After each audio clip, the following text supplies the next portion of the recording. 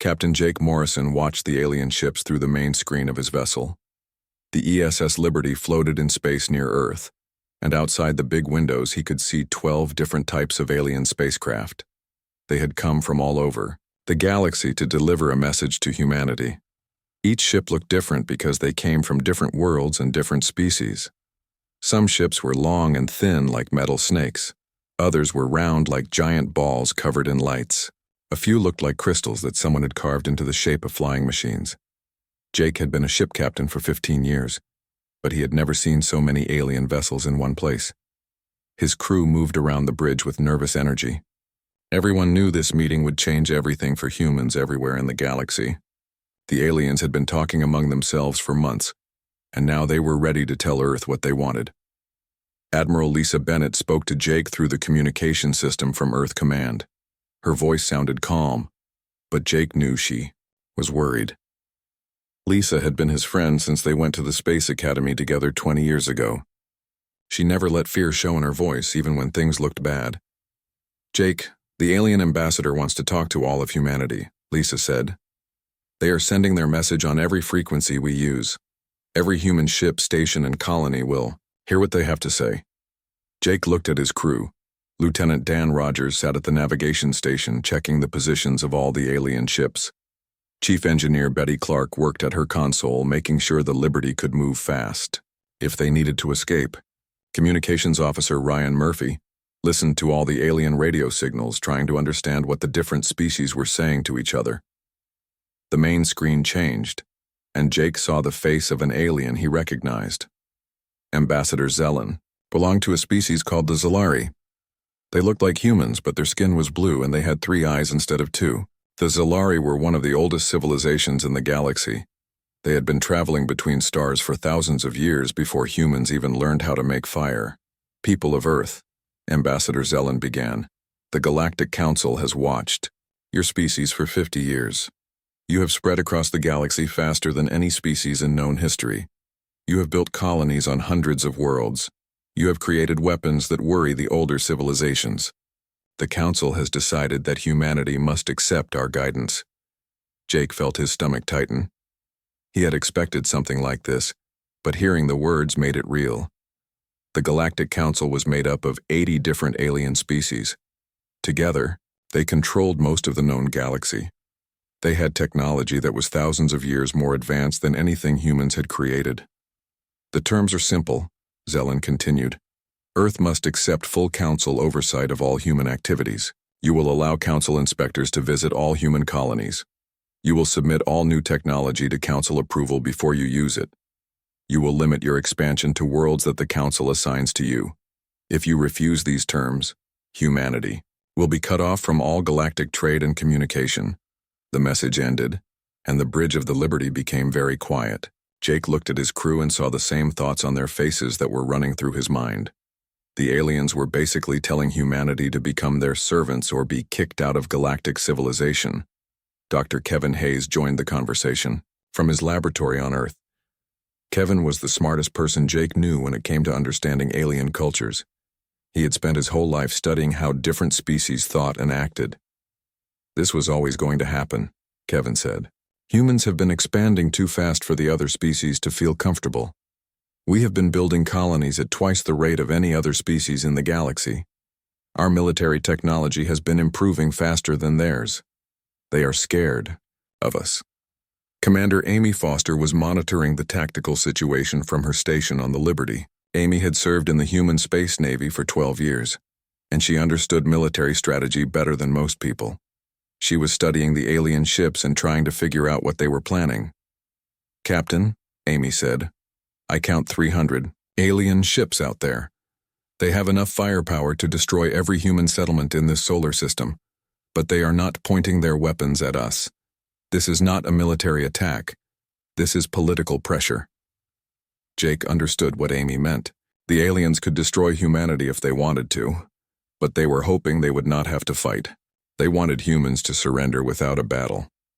Back on Earth, President Richard Clark was meeting with the Global Defense Council. Richard had been elected president just 2 years ago, and now he faced the biggest decision in human history. The Global Defense Council included representatives from every human colony, research station, and military base in the galaxy.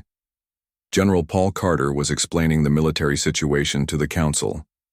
Paul had been planning for this day since he became head of human space defense 5 years ago. He knew that humanity could not win a direct war against the entire galaxy, but he also knew that humans had advantages the aliens did not understand. The aliens think they know everything about human technology, Paul said. They have seen our ships and our weapons. They have traded with our merchants and talked to our diplomats. But they do not know about our most important secret. Dr. Helen Brooks was listening to the meeting from her hidden laboratory beneath the surface of Mars. Helen was the chief engineer of humanity's most classified project. For 20 years, she had been working on technology that would change everything about how humans traveled through space. The Gateway Network is ready, Helen told the council through a secure communication link. Every major human settlement is connected. We can move people and supplies instantly across hundreds of light years. The aliens have no idea this technology exists. Jake listened to the reports coming in from all over human space. Colony governors, military commanders, and civilian leaders were all asking the same question. Should humanity accept the alien demands or fight for independence?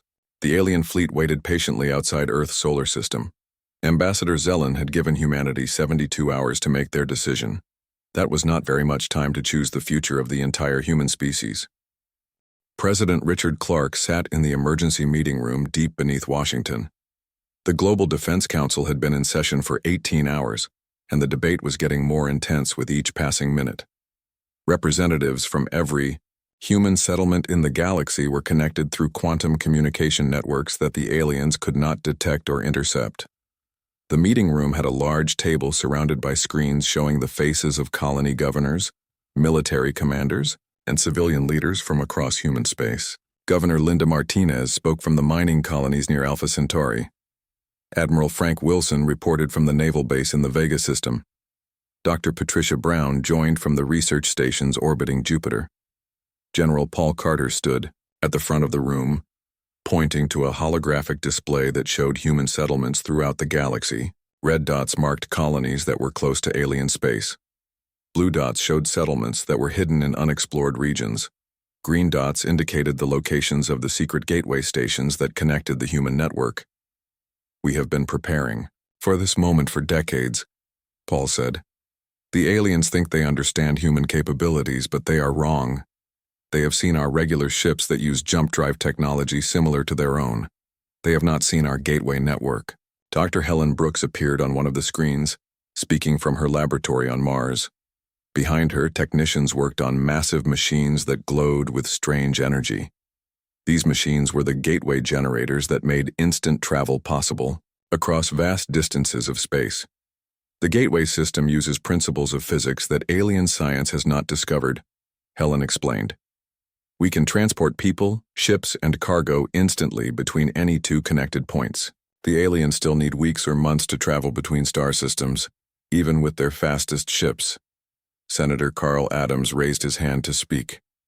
Carl represented the outer colonies, the human settlements that were farthest from Earth and closest to unexplored space. His people had always been the most independent, and they were also the most likely to be attacked if war broke out. I understand that our technology is better than theirs, Carl said, but we are talking about fighting against 80 different alien civilizations. They have millions of ships and billions of soldiers. Even with our advantages, can we really survive if the entire galaxy becomes our enemy? President Clark nodded. This was the question everyone was thinking about. Human technology was advanced, but human numbers were small compared to the vast populations of the alien species. Earth had only been sending people to other worlds for 50 years. The oldest alien civilizations had been spreading across the galaxy for thousands of years. Commander Tony Walsh joined the discussion from his ship near the edge of human space. Tony led a squadron of scout vessels that explored new star systems and watched alien movements. His ships had been observing the alien fleet that was waiting outside Earth's solar system. The aliens are confident, Tony reported. They believe we will accept their terms because we have no choice. Their ships are not even in battle formation. They think this is just a diplomatic negotiation that will end with human surrender. Dr. Nancy Williams spoke from the civilian research station orbiting Saturn. Nancy studied alien psychology and behavior. She had spent years learning how different species made decisions and what motivated their actions. The Galactic Council, species have never faced a situation like this, Nancy said. In their history, when a young species becomes too powerful, it either joins the Council voluntarily or gets destroyed. They have never dealt with a species that had the technology to simply disappear. Colonel Steve Parker was responsible for coordinating human intelligence operations throughout the galaxy. His agents worked on alien worlds, gathering information and watching for threats. Steve had been planning evacuation procedures for years, hoping they would never be needed. All our people in alien space are ready to withdraw, Steve reported. We have been quietly moving critical personnel and equipment away from areas controlled by Council species. Our intelligence networks can be shut down and evacuated within hours. The debate continued as representatives argued about different options. Some believed humanity should try to negotiate with the aliens, offering to accept some limits on expansion in exchange for continued independence. Others wanted to accept the alien terms temporarily, while secretly building up human military forces for a future rebellion. But the majority of speakers favored the most radical option: complete withdrawal from galactic civilization. This would mean cutting all ties with alien species, abandoning human settlements in Council space, and creating a separate human civilization that existed outside the galactic community. Captain Jake Morrison joined the meeting from his ship, near Earth. Jake had been listening to alien communications, and he had important information about what the Council species were really thinking. The aliens are not just worried about human expansion, Jake said. They are afraid of human independence. They want all species in the galaxy to be part of their system. They cannot allow humans to exist as a separate civilization because it would encourage other species to leave the Council. Admiral Lisa Bennett provided the military assessment from Earth Command. Lisa had been running war games and simulations, trying to understand what would happen if humans chose to fight. A direct military confrontation would be suicide, Lisa said. But we do not need to fight the aliens in the traditional way. Our gateway network allows us to appear and disappear anywhere in the galaxy. We can strike their important targets and retreat before they can respond. We can make it too expensive for them to occupy human space. Dr. Kevin Hayes shared his analysis of alien political structures. Kevin believed that the Galactic Council was not as united as it appeared. Many of the member species had joined because they were forced to, not because they wanted to. Several smaller civilizations have approached us quietly, Kevin revealed. They are interested in trade relationships outside the Council system. If we create a successful independent civilization, other species might choose to join us instead of staying with the Council. President Clark called for a break in the meeting so that representatives could discuss the options with their people. For 6 hours, messages flew back and forth between Earth and every human settlement in the galaxy. Colony governors held emergency votes. Military commanders polled their officers. Civilian leaders organized town meetings where ordinary people could express their opinions. When the Global Defense Council reconvened, the results were clear. Over 70% of humans throughout the galaxy had voted to reject the alien ultimatum. They chose independence over security, freedom over safety. President Clark stood up to address the Council and all of humanity. His words would be remembered for generations as the moment when humans chose their own path among the stars. The people have spoken, Clark said. Humanity will not submit to alien rule. We will withdraw from the Galactic Council and create our own civilization. The Gateway Network will become the foundation of a new human empire that exists beyond the reach of alien control. Captain Jake Morrison stood on the bridge of the ESS Liberty as the 72-hour deadline reached its end. The alien fleet waited in perfect formation outside Earth's solar system, their ships gleaming in the light of distant stars. Ambassador Zelen appeared on the main communication screen, his 3 blue eyes focused intently on Jake's face. "Captain Morrison," Zelen said, The Galactic Council awaits humanity's response to our generous offer of guidance and protection. Jake looked at the formal response document that President Clark had transmitted to him just minutes earlier. The words were simple and direct, without any diplomatic language or attempts to soften the message. Jake cleared his throat and began to read. Ambassador Zelen, the people of Earth and all human colonies have considered the Council's proposal. We respectfully decline your offer of oversight. Humanity chooses to remain independent and will continue to govern itself according to its own laws and customs.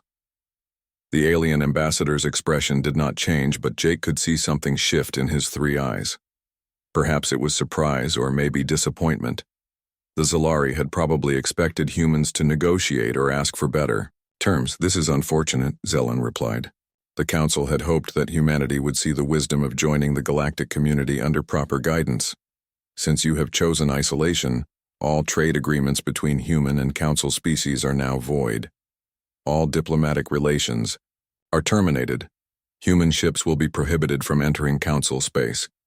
We hope you will reconsider this decision before your species destroys itself. What happened next surprised the alien observers more than anything they had ever witnessed in thousands of years of galactic politics. Instead of panic, desperate negotiations, or military preparations, the human fleet began an immediate and orderly withdrawal. Every human ship in the area received the same coded message simultaneously. Colonel Steve Parker coordinated the massive operation from his command center on Mars. Steve had been planning this moment for 5 years, and every detail had been rehearsed dozens of times. On screens all around him, he watched as human personnel throughout the galaxy began the largest evacuation in history. The operation was called Fortress Protocol, and it had been kept secret from everyone except the highest levels of human government and military. Within the first hour of its activation, human trading posts, research stations, diplomatic missions, and military outposts in Council space began shutting down. Commander Amy Foster monitored the withdrawal from her station aboard the Liberty. Amy watched as human merchant ships loaded with cargo from alien worlds suddenly changed course and headed toward the nearest gateway stations. Diplomatic staff packed their belongings and left alien planets without explanation. Human scientists abandoned research projects they had been working on for years. The aliens expected chaos and confusion, but what they saw was perfect coordination. Every human seemed to know exactly what to do and where to go. There were no arguments, no delays, and no requests for more time. It was as if the entire human species had been practicing for this moment. Dr. Helen Brooks supervised the technical aspects of the withdrawal from her control room on Mars. The gateway network that she had spent 20 years developing was finally being used for its intended purpose. Massive cargo ships carrying millions of tons of equipment and supplies passed through the gateways in seconds, appearing instantly at human colonies thousands of light years away. Governor Linda Martinez reported from the Alpha Centauri colonies as the first waves of evacuees arrived through the gateway system.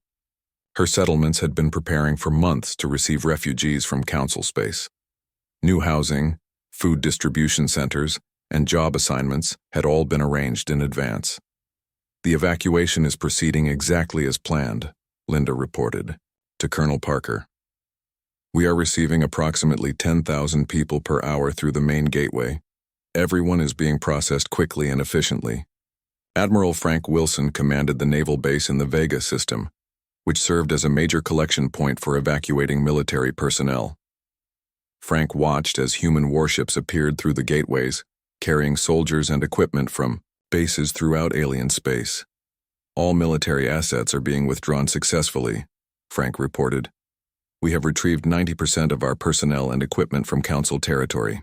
The remaining 10% will be evacuated within the next 6 hours. The speed of the human withdrawal shocked alien observers. Commander Tony Walsh, who had been monitoring alien communications, reported that Council species were struggling to understand what they were seeing. The aliens are confused, Tony said. They expected us to take weeks or months to organize any kind of response. They cannot figure out how we are moving so many people and so much equipment so quickly. What the aliens did not understand was that the gateway network operated on principles of physics that their science had never discovered. While alien ships still used variations of jump drive technology that required them to travel through normal space between jumps, human gateways created instant connections between distant points in space. Dr. Patricia Brown coordinated the evacuation of research personnel from the Jupiter stations. Patricia had been working with alien scientists for 15 years, and many of them had become her friends. She felt sad about leaving, but she understood that humanity had no choice. The alien researchers are asking questions, Patricia reported. They want to know why we are leaving so suddenly. They do not understand that this is permanent. They think we are just making a political gesture. Senator Carl Adams spoke to the evacuees from the outer colonies as they arrived at the hidden human settlements in unexplored space. Carl had always known that the outer colonies would be the foundation of humanity's independent future. These settlements were far from alien space and completely unknown to Council species. "Welcome to free space," Carl told the arriving refugees. "Here you will help us build a new human civilization that answers to no one but ourselves." The final phase of the withdrawal was the most dramatic. Dr. Nancy Williams supervised the removal of the gateway stations themselves from areas near alien space. These massive installations could not be left behind because they contained the technology that made the entire network possible. Nancy watched as the gateway stations folded themselves into compact packages that could be transported through other gateways. The aliens would find no trace of the technology that had allowed humans to travel instantly across the galaxy. President Richard Clark addressed the nation from the White House as the evacuation neared completion. Clark knew that this moment would be remembered as either the beginning of a new golden age for humanity or the start of a dark period of isolation and struggle. Today, humanity has chosen freedom over security, independence over comfort, Clark said.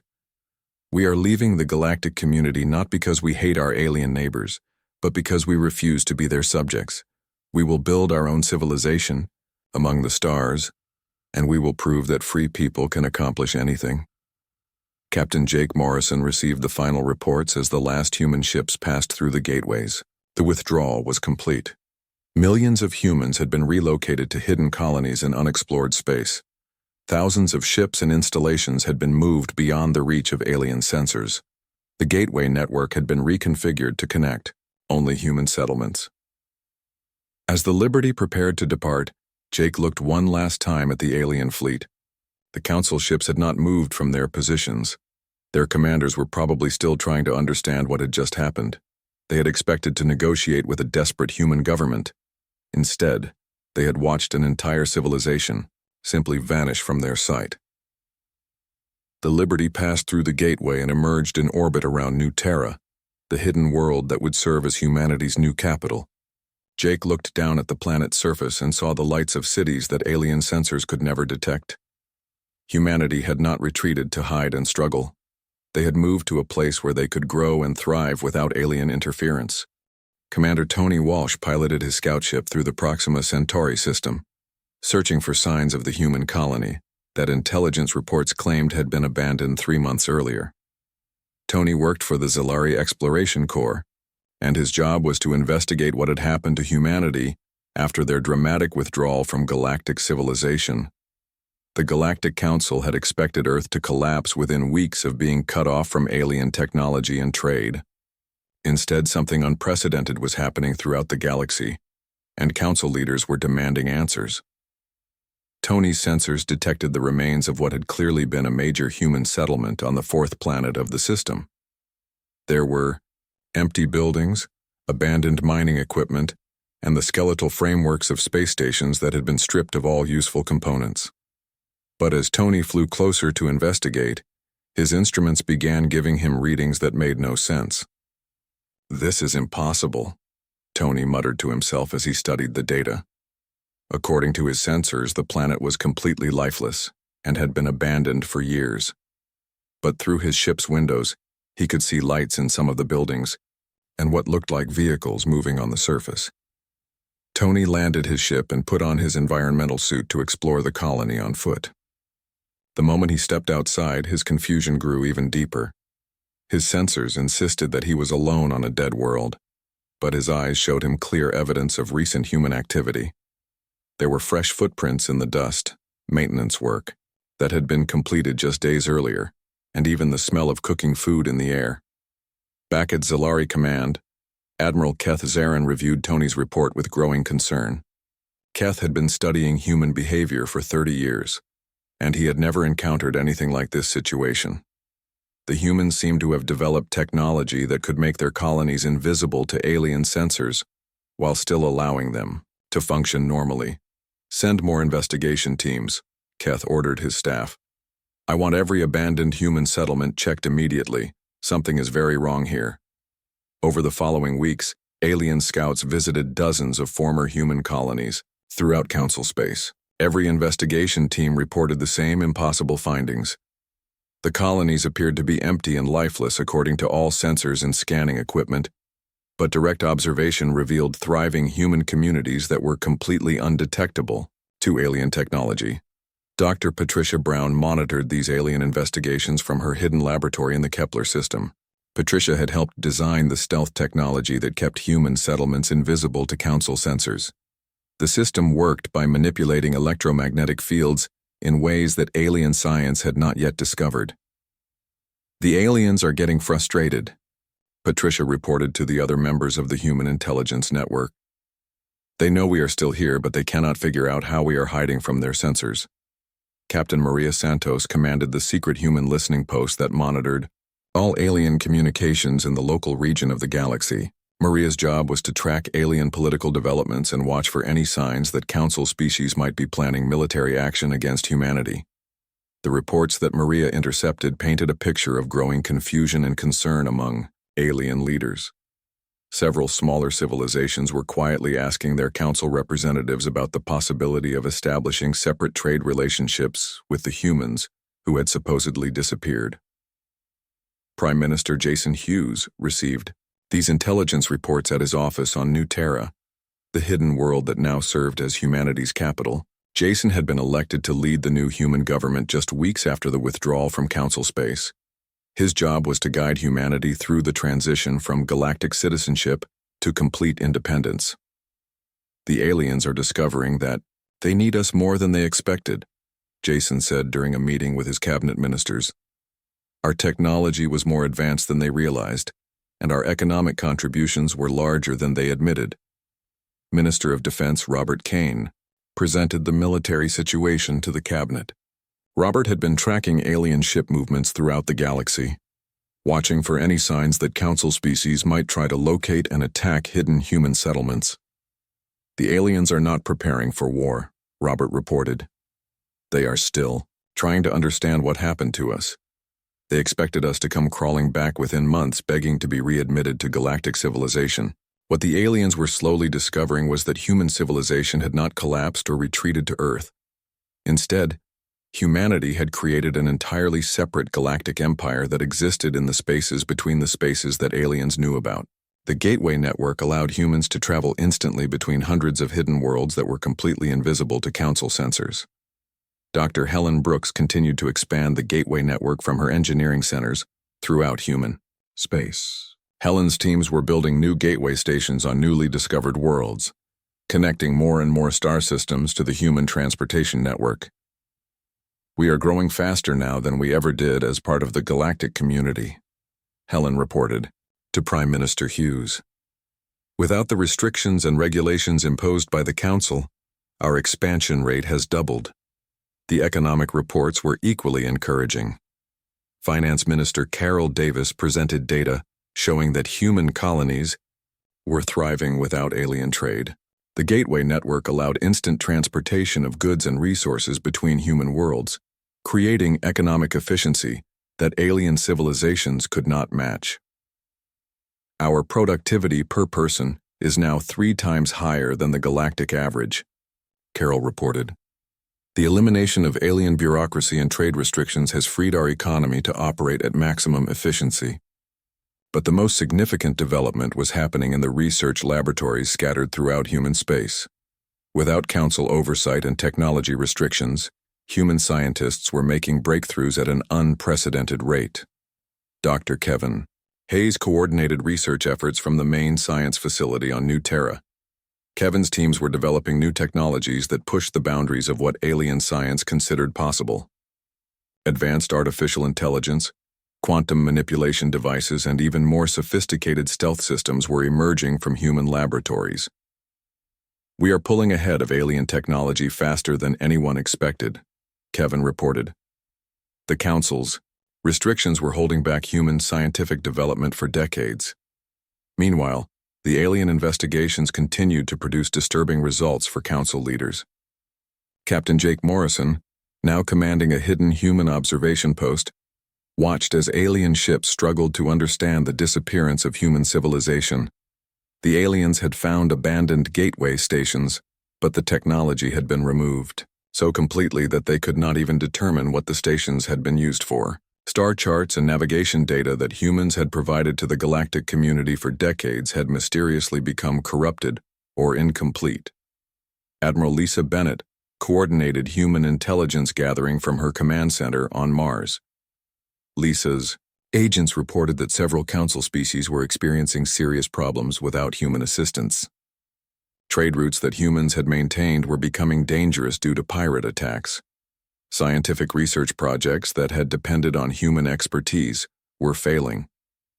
"The aliens are learning what the galaxy looks like without human innovation and protection," Lisa reported to the human leadership. "They controlled 80% of galactic civilization, but they depended on us for far more than they realized." The most dramatic example came when a plague ship from unknown space entered Council territory.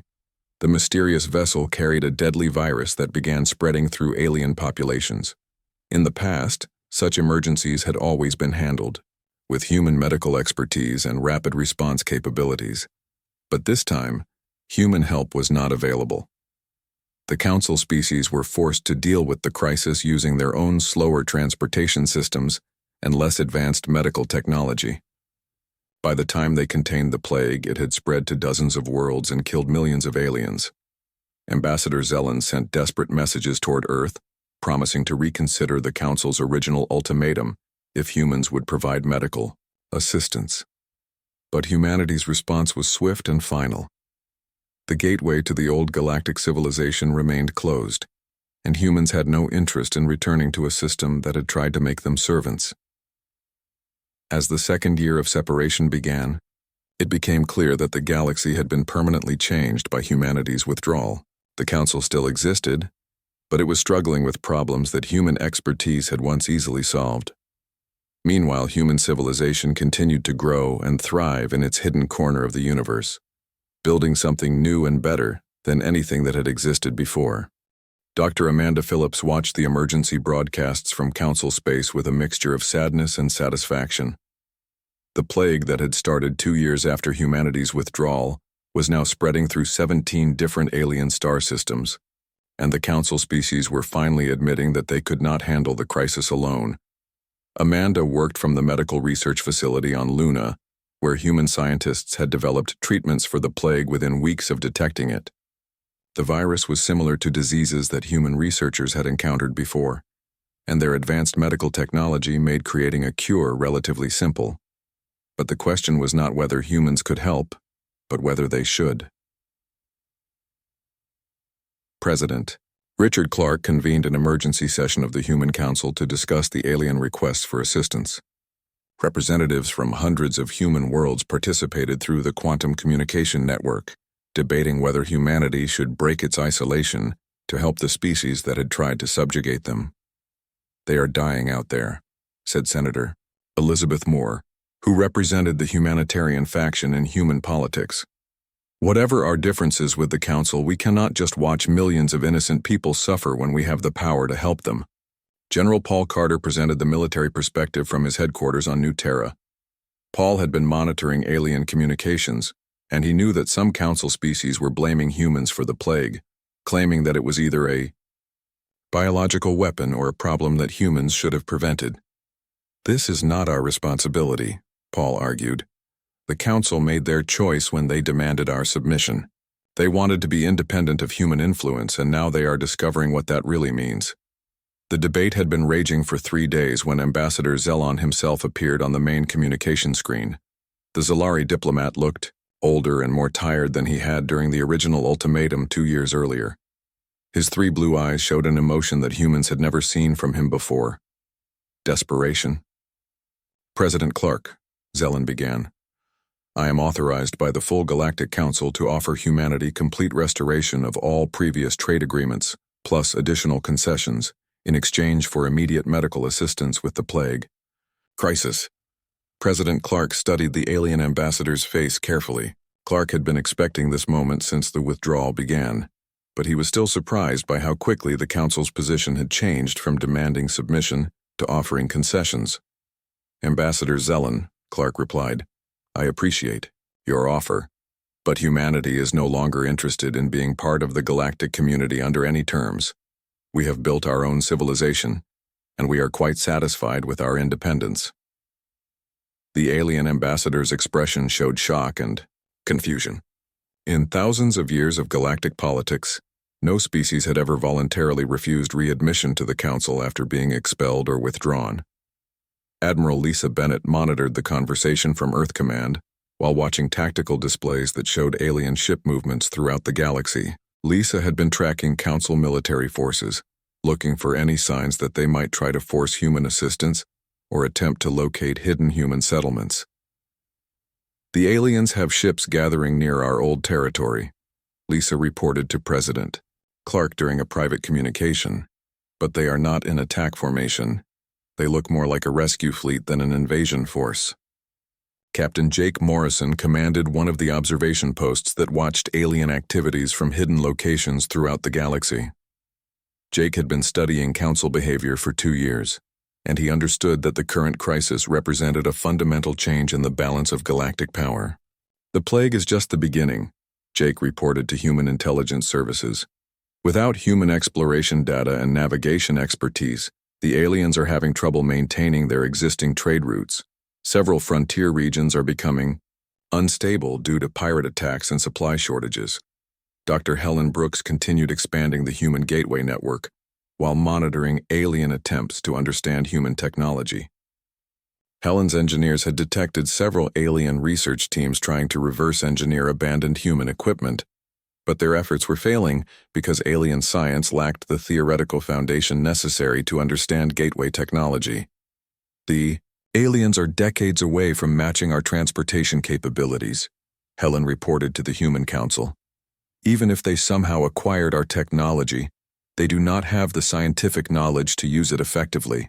The reports from human agents throughout the galaxy painted a picture of a galactic council that was slowly falling apart without human participation. Economy Minister Carol Davis presented data showing that galactic trade volume had decreased by 30% since humanity's withdrawal. Several smaller civilizations were struggling with economic problems that they could not solve without human assistance. The Council is learning that we were not just another member species, Carol explained to the Human Council.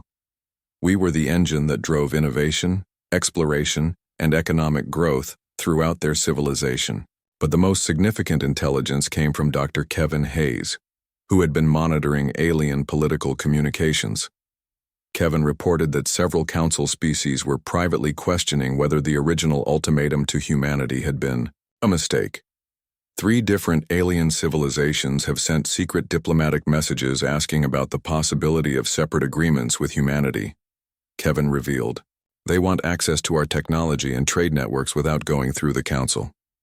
Prime Minister Jason Hughes considered these developments carefully. Jason understood that humanity now held the superior position in galactic politics. But he also knew that this advantage needed to be used wisely. We have an opportunity to reshape the entire galaxy, Jason told his cabinet ministers. But we must be careful not to repeat the mistakes that the Council made when they had the power. The crisis reached its peak when the plague spread to Zalari, Prime, the homeworld of Ambassador Zelen's species. The Zalari were one of the oldest and most respected civilizations in the galaxy, and their potential extinction sent shockwaves throughout Council space. Ambassador Zelen made one final desperate plea to humanity, broadcasting on all frequencies that humans might be monitoring. His message was no longer diplomatic or formal. It was the cry of a species facing annihilation. "People of Earth," Zelen said, "I helped make the decision to demand your submission 2 years ago. I believed that humanity needed guidance and control. I was wrong. We all were wrong. We did not understand that you were not a threat to be contained, but a blessing to be treasured." President Clark watched this broadcast from the Oval Office on Earth, surrounded by his closest advisors. The moment had come to make the decision that would define humanity's place in the galaxy for generations to come. "The gateway remains closed," Clark said finally, "not because we hate them, but because we have learned that some relationships cannot be rebuilt once trust is broken. They wanted us to submit to their authority because they feared our independence. Now they can see what the galaxy looks like without our contributions." Dr. Amanda Phillips received authorization to release the plague cure to human medical teams throughout the galaxy, but with specific instructions. The cure would be distributed to any species that requested it, but only through independent channels. Humanity would help the suffering, but they would not restore diplomatic relations with the Council. Years passed and the galaxy slowly adapted to the new reality. The Galactic Council continued to exist, but it was a shadow of its former power. Human civilization expanded into regions of space that aliens could not reach, building an empire based on freedom, innovation, and mutual cooperation, rather than forced conformity. Captain Jake Morrison, now an admiral in the Human Space Navy, often looked at the reports from Council space and remembered the day when aliens had demanded humanity's submission. They had pushed too hard, and now they lived in a galaxy where human ingenuity and protection were no longer available to solve their problems. The gateway to the old galactic civilization remained permanently closed, but humanity had opened new gateways to a future that they would build on their own terms.